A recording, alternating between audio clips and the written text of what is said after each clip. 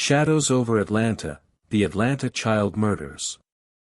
Back in the late 70s, the city of Atlanta was vibin' like any other growing American city, music bumpin', kids playin' in the streets, folks hustlin' day to day.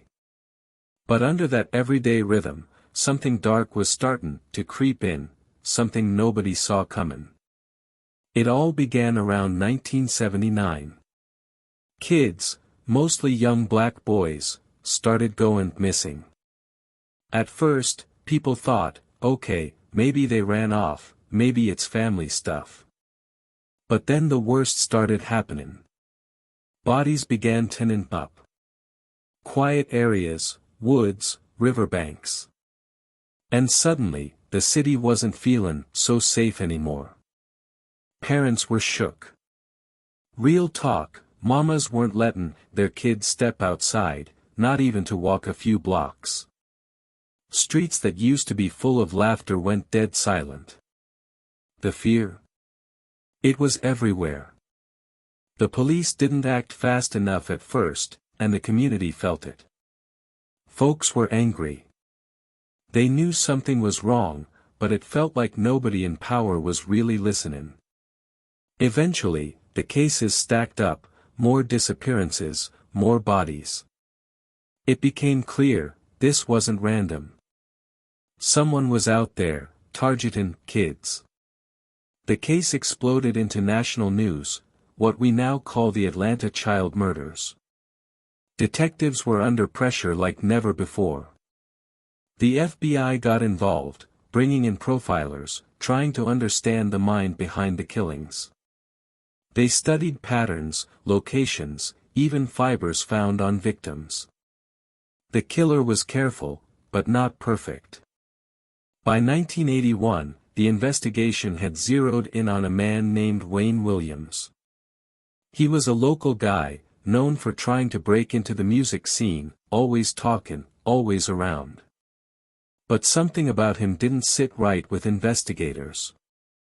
One night, cops were watching a bridge over the Chattahoochee River.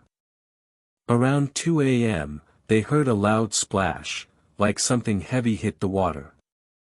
Minutes later, they stopped a car crossing that bridge. Behind the wheel, Wayne Williams. Now, they didn't have enough right then. But days later, another body showed up in the river. And that moment, that splash, it stuck with them. They dug deeper. Fibers found on victims matched fibers from Williams' home and car. Witnesses placed him near victims. Slowly, piece by piece, the puzzle came together. In 1982, Williams was arrested and later convicted, but only for the murders of 2 adult men. Still, authorities linked him to many of the child killings, saying the evidence pointed in one direction. But here's where it gets real complicated. To this day, some people ain't convinced. Some believe Williams didn't act alone. Others think some of the cases were never truly solved. The truth? It's still debated. What can't be debated is the impact. Atlanta changed after that. Forever. Families were broken. Trust in the system was shaken. And the case forced law enforcement to step up how they handle serial crimes, profiling, forensic science, all of it leveled up because of this tragedy. Even now, decades later, the story still echoes through the city. It's a reminder of a time when fear ruled the streets, and when a community had to fight to be heard. Because this wasn't just a crime story. It was a chapter of pain, resilience, and unanswered questions that still linger in the shadows of Atlanta. Searched for answers.